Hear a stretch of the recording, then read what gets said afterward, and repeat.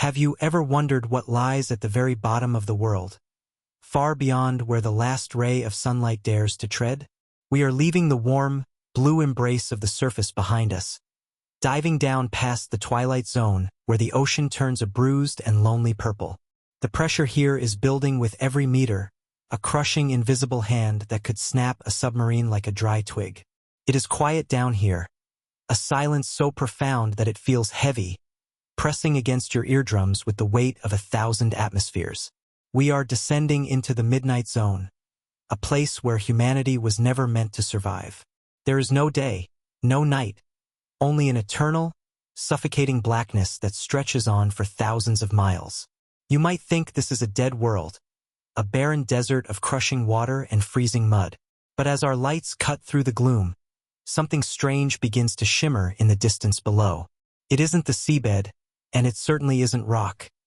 It looks impossibly like the surface of a lake. Your eyes must be playing tricks on you, because how can there be a lake inside an ocean? Yet there it is, a distinct, glowing shoreline rippling beneath the salt water, complete with its own beach and gentle waves. This is a brine pool, a phenomenon so alien it feels like a glitch in the simulation of our planet. The fluid in this pool is 5 times saltier than the surrounding ocean, making it so dense that it cannot mix with the water above it. It settles in the depressions of the seafloor, heavy and oily, separating itself like vinegar from oil in a cosmic salad dressing. It looks peaceful, almost magical, shimmering with a ghostly reflection of our submersible's lights. But do not be fooled by its serene appearance, for this is not water as you know it. This is a cauldron of toxic chemicals, a witch's brew bubbling up from the cracked spine of the earth. Stepping into this lake would not just be wet, it would be an immediate chemical death. Imagine taking a deep breath, but instead of oxygen, your lungs fill with the acrid sting of methane and hydrogen sulfide. That is the reality of this underwater lake. It is a soup of dissolved gas and lethal salinity that acts more like a poison than a habitat. To any normal fish that accidentally swims down into this murky fog, the shock is instant and catastrophic. The brine is so saturated with toxic chemicals that it causes immediate toxic shock, convulsing the creature in seconds. This is a place where the very chemistry of nature has gone wrong, turning the life-giving properties of water into a suffocating shroud. It is a silent trap, waiting patiently in the dark for the careless or the confused. The border between the ocean and the pool is a sharp line between life and death. It is a beautiful, shimmering curtain that hides a graveyard beneath its surface. If we glide our camera over the edge of this underwater shore, we can see the victims of this silent killer. Lying perfectly preserved in the brine are the bodies of crabs, fish, and strange deep-sea eels that wandered too close to the edge. They do not rot in the way we expect, because the brine is so salty and toxic that even the bacteria that cause decomposition cannot survive here. These creatures have been pickled in the deep, turned into ghostly statues that might remain here for decades or even centuries. It is a museum of errors, a collection of those who made one fatal mistake in the dark. The stillness of their bodies is unsettling, a stark reminder that down here, the environment itself is the apex predator. It creates a landscape of horror, a quiet underwater morgue that seemingly warns us to stay away. Yet, as we look closer, the horror shifts into something even more unsettling.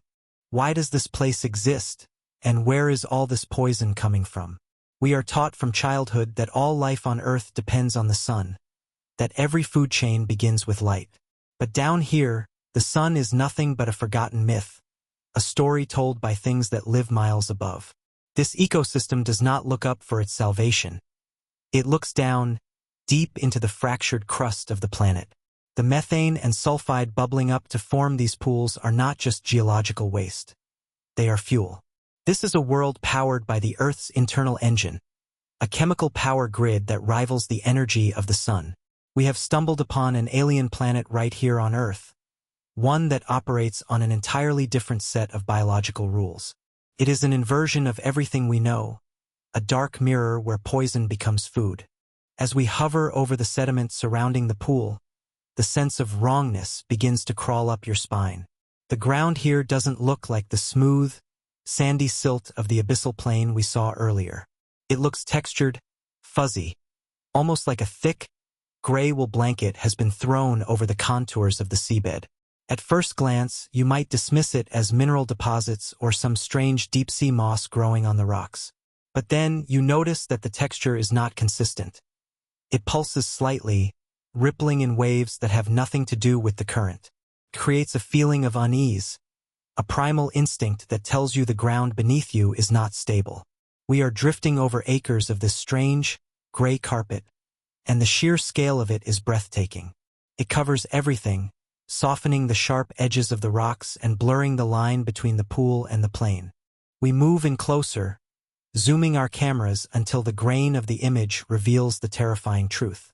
The sediment is not moving because of the water pressure, and it is certainly not shifting because of an earthquake. It is moving because it is alive. The entire seafloor is one writhing, continuous mass of living things. Millions upon millions of tiny organisms are packed shoulder to shoulder, crawling over one another in a desperate frenzy. This is not mud. It is a living city of worms and bacteria, a chaotic metropolis thriving on the fumes of the brine pool. They are feasting on the chemical smoke, growing fat and numerous on the very poison that killed the fish in the lake. It is a carpet of life so dense that you cannot see the ground beneath it. You are looking at a spectacle that defies the laws of the surface world, a biological explosion in the heart of a wasteland. These are the methanotrophs and the ice worms, creatures that have hacked the code of life to survive in hell. They don't need oxygen, they don't need light, and they certainly don't need us. They are the gatekeepers of this alien ocean, the first line of defense in an ecosystem that gets stranger the deeper we go. As we watch them writhe in the dark, a chilling realization settles in. We are the intruders here, and as disturbing as this carpet of worms may be, they are just the grass in this dark garden. Something else is moving in the shadows of the brine pool, something that feeds on the grazers. The true monsters are yet to come. Let's get down into the mud, or rather into the living skin of this alien world. When we zoom in on that gray, fuzzy carpet covering the seafloor, the image resolves into something that makes your skin crawl. It isn't moss, and it certainly isn't dust. It is a dense, pulsating city of bacteria, stacked layer upon layer in a desperate bid for survival. These are the methanotrophs, a name that sounds technical but translates to something terrifyingly simple: methane eaters. Up on the surface, breathing methane would suffocate you in minutes, but down here, it is the breath of life itself. These microscopic chemists have evolved to do the impossible, turning the most toxic elements of the deep ocean into a gourmet meal. They are not just surviving in this hostile environment. They are thriving on the very poison that kills everything else. To understand how strange this is, you have to forget everything you know about biology. On land, every apple you eat, every breath you take, ultimately owes its energy to the sun. Photosynthesis is the engine of our world, capturing light to create food. But here, in the eternal dark, the sun is a meaningless concept, a rumor that never reached the abyss. Instead, these organisms rely on chemosynthesis, a process that feels less like biology and more like alchemy. They are literally eating smoke, pulling chemical energy directly out of the bubbling gas and converting it into organic matter. It is as if you could plug yourself into a wall socket and feed on the electricity, bypassing the need for food entirely. This is life hacking the system, finding a backdoor into existence where no door should exist. But the bacteria are not alone in this toxic playground. If you look closely at the chunks of white, frozen methane, known as gas hydrates, you will see pink, wiggly shapes burrowing into the ice. These are the Hesiochica methanicola, or more affectionately, the ice worms. They look like something designed by a mad scientist with bristly legs and no eyes, because why would you need eyes in a world without light? They spend their entire lives crawling through frozen gas, grazing on the bacteria that grow on the ice like sheep in a meadow of poison. To them, a block of frozen methane is not a dangerous chemical. It is home, it is shelter, and it is dinner. They are the only creatures on Earth known to live directly inside this unstable, flammable substance. The density of life here is staggering, rivaling the richest rainforests on the planet. In a single square meter of this bacterial mat, there can be more living cells than there are humans on Earth. It is a writhing, gelatinous mass that coats the seabed in a thick, slimy layer, pulsing with a slow, rhythmic beat. This isn't just a colony. It is a biological fortress, a self-sustaining empire built on waste gas. The sheer crowding is claustrophobic, a reminder that life is not fragile, but aggressively opportunistic. Wherever there is energy, no matter how toxic or inaccessible, something will evolve to consume it. It forces us to ask a disturbing question. Is life rare, or is it just waiting for the right kind of poison? What makes this ecosystem truly unsettling is the silence of its violence. There is no roaring, no chasing, just a quiet, chemical war being fought on a microscopic scale. The bacteria are constantly battling for position, fighting to get closer to the seeping gas without being smothered by their neighbors. They form distinct zones, colorful rings around the vents that look like target markers from above. White mats of sulfur bacteria, orange patches of archaea. It is a painter's palette made of slime. And underneath it all, the geology of the earth is changing. By consuming the methane, these tiny creatures are actually turning the gas into solid rock, building the very pavement of the ocean floor. They are the architects of the abyss, constructing their own world one molecule at a time. You might be tempted to think of this as a freak occurrence, a rare biological circus act hidden in a few deep pockets of the ocean. But the terrifying truth is that these cold seeps are everywhere, lining the continental margins like a hidden network of veins. This isn't an anomaly. It is a massive, global power grid that we are only just beginning to map. The methane bubbling up from the crust is the electricity, and these bacterial mats are the wires that capture and distribute that power. We are looking at a shadow biosphere, a second, darker version of life that runs parallel to our own. It has been here for millions of years, silently humming in the dark, completely indifferent to the sunlit world above. This hidden power grid implies something profound about the resilience of biology. If life can thrive here, eating poison and living in ice, then what are the limits? These methanotrophs are the pioneers, the terraformers that turn a hostile wasteland into a habitable zone. They create the foundation for an entire food web, producing enough organic matter to support creatures far larger and stranger than themselves. They are the farmers of the deep, growing the crops that will feed the giants. Because where there is grass, there are grazers. And in the deep ocean, the grazers are not sheep or cows. As we leave the microscopic world behind and pull our camera back, we begin to see movement in the shadows beyond the bacterial mats. The water here is thick with the taste of sulfide, and it has attracted things that have traveled miles through the abyss to be here. The bacteria are just the appetizer, the bottom rung of a ladder that climbs into the realm of nightmares. Something vast is shifting in the darkness, drawn by the scent of the chemical feast. We have seen the grass. Now, get ready to meet the monsters that graze in this garden of ghosts. If the bacterial carpet is the grass of this alien prairie, then what grows above it? Rising out of the gloom like the pillars of a sunken cathedral are the giants of the deep, the tube worms. These aren't the tiny earthworms you find in your garden after a rainstorm. These are fleshy, living towers that can grow over 2 meters tall. They stand in thick clusters, their white, chitinous tubes gleaming in the spotlight like polished bone. At the top of each tube is a bright, blood-red plume that waves gently in the toxic current, looking for all the world like a field of poppies blooming in hell. But this beauty is a mask for a biology so strange it defies explanation. These creatures have no eyes to see the dark, no mouths to eat the food, and no stomachs to digest it. They are, for all intents and purposes, biological ghosts, sealed vessels of life that should not exist. So how does an animal survive without a mouth or a gut? The answer lies inside their bodies, in a specialized organ called the trophosome, which takes up most of their internal cavity. This organ is not a stomach. It is a farm. Inside every single tube worm lives a captive colony of billions of bacteria, the same kind we saw on the seafloor.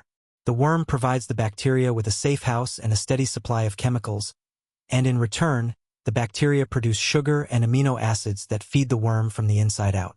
It is a perfect, terrifying symbiosis. The worm doesn't need to hunt because it has turned its own body into a greenhouse. It is a living lung, breathing in poison to feed the farmers that keep it alive. The most striking feature of these worms is that vibrant red plume, which looks like a feather dipped in fresh blood. And in a way, that is exactly what it is. The color comes from a specialized form of hemoglobin, the same molecule that makes our blood red, but supercharged for the deep. In humans, hemoglobin carries oxygen. In these worms, it has evolved to bind with hydrogen sulfide, the very gas that would kill us instantly. To a tube worm, this lethal chemical is a nutrient, a vitamin that it must harvest from the water to keep its internal farm running. They are vampires of the abyss, their blood engineered to drink the toxic fumes of the earth. Every wave of that red plume is a breath of poison, a silent intake of the fuel that powers this dark metropolis. But the tube worms are just the trees in this forest. Scuttling around their bases is a cast of characters that looks like it walked out of a fever dream. Enter the Yeti crab, a creature so bizarre it forced scientists to create an entirely new family on the tree of life. It is blind, pale, and covered in thick, shaggy white fur that gives it the appearance of an abominable snowman. But that fur isn't for warmth. The water here is near freezing. The hairs are actually gardening tools. The crab waves its hairy arms over the methane vents, encouraging bacteria to grow on the bristles like a crop. When it gets hungry, it simply uses its mouthparts to comb the bacteria out of its own fur. It is a farmer that wears its own farm. The scene is a riot of movement in a world of stillness. The Yeti crabs are constantly dancing, waving their arms in the chemical stream to maximize their harvest. Tiny shrimp swarm around the vents, risking being boiled alive to graze on the bacterial mats. It creates an atmosphere that is both vibrant and deeply unsettling. This is a Garden of Eden, but it is built on the principles of a chemical weapon. It is crowded, competitive, and thriving in conditions that would strip the flesh from your bones. The silence of the deep is filled with the invisible noise of chemical exchange, a billion tiny transactions happening every second between the host and the parasite, the farmer and the crop. And this garden is ancient. In the cold, high-pressure environment of the deep sea, metabolism slows to a crawl. Some of these tube worms are not just years old. They are centuries old. They were already growing in the dark when the Industrial Revolution began, silent sentinels witnessing the slow changes of the ocean chemistry. They are time travelers, living at a pace so slow it is almost geological. They do not age like we do. They simply endure, growing millimeter by millimeter, fueled by the eternal leak of the planet's crust. Standing among them feels like standing in a graveyard where the headstones are alive and watching. This longevity adds a layer of eerie permanence to the ecosystem. We tend to think of biology as fleeting, lives that flicker and fade. But here, life is a slow burn, a stubborn refusal to die. The tube worms and the crabs have carved out a stable existence in the most unstable place on Earth. They have conquered the darkness, the pressure, and the poison. They have built a civilization that needs nothing from the world above, a kingdom of shadows that is perfectly adapted to its isolation. But even in this slow-motion paradise, there is no such thing as total safety. The energy that supports this garden is a beacon, and beacons attract attention. We have seen the farmers and the grazers, the creatures that have learned to cooperate with the lethal chemistry of the seep. But cooperation is only one survival strategy. There is another, older strategy that requires no farming, no symbiosis, and no patience. It is the strategy of the hunter. And as we drift away from the glowing red plumes of the tube worms, our lights catch the reflection of something large moving in the black water above. The garden is about to receive a visitor, one that does not come to graze on bacteria, but to feast on the grazers themselves. If there is one rule in nature, it is this: where there is a feast, there will be a glutton. We have seen the endless buffet of bacteria and the fleshy towers of the tube worms, a calorie-rich paradise hidden in the dark. It would be biologically impossible for such a massive energy source to go unnoticed by predators.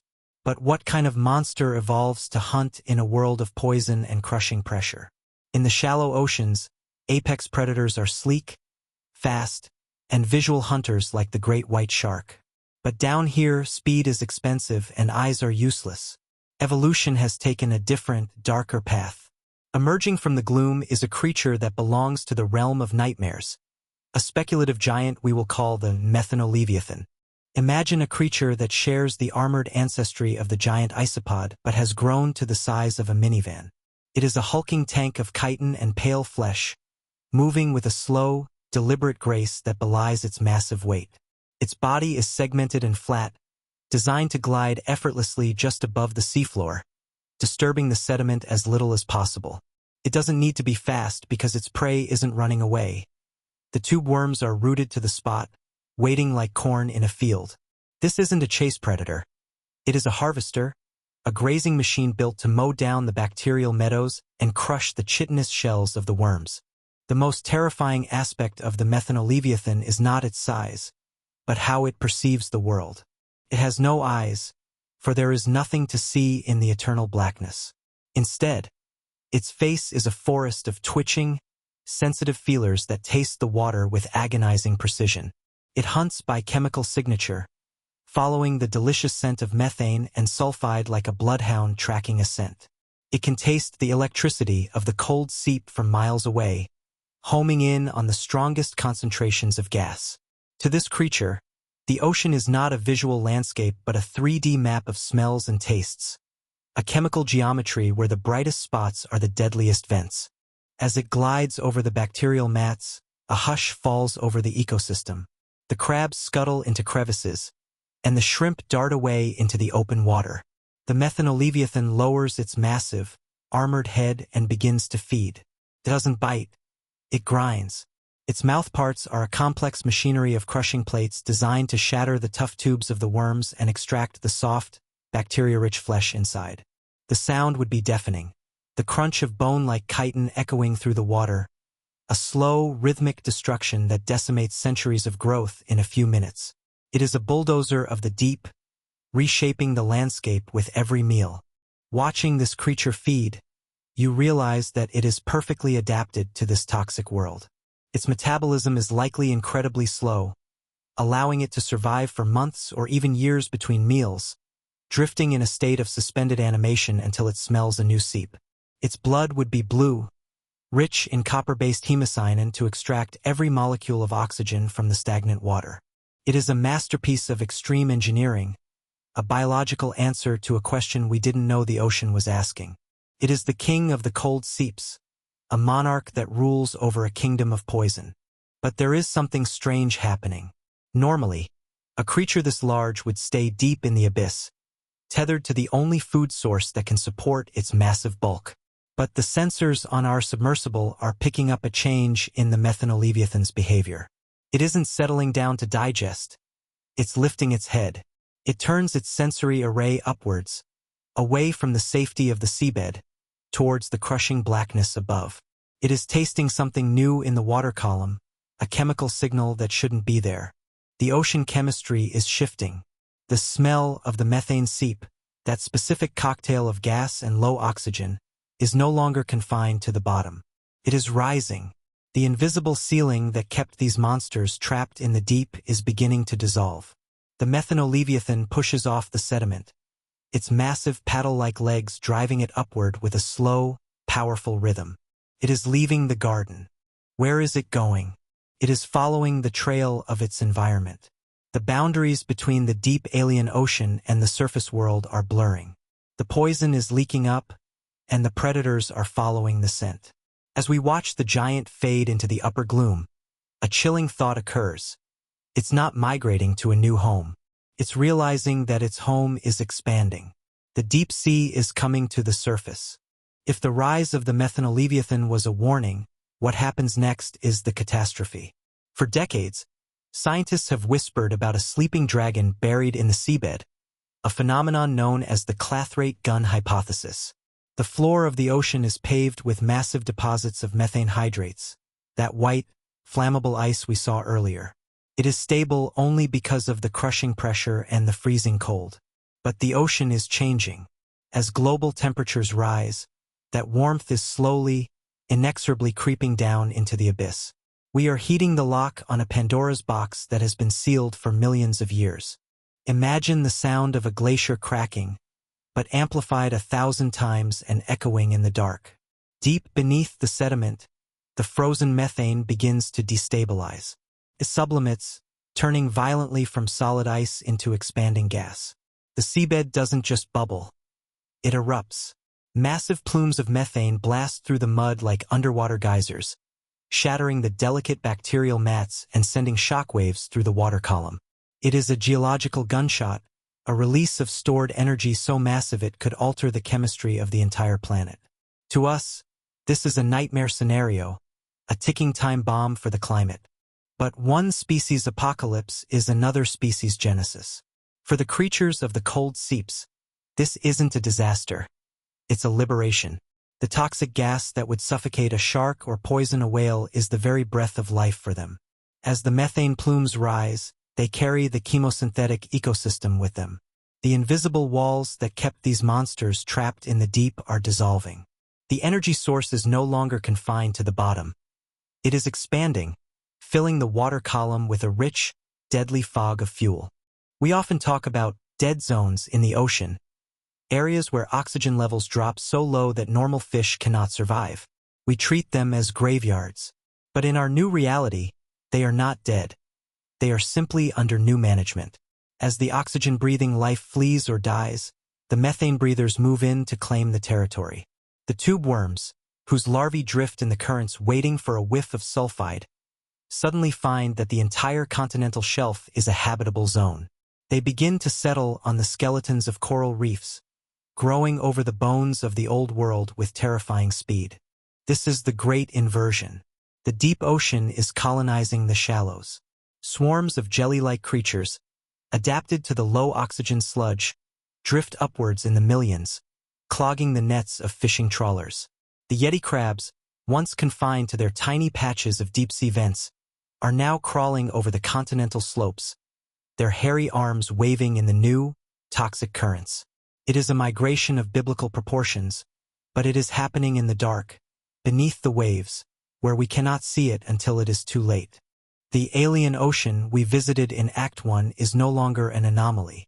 It is becoming the dominant ecosystem. The methanolevithan we saw earlier is just the vanguard. Behind it comes a whole armada of chemosynthetic life, creatures that have spent eons waiting in the basement of the world.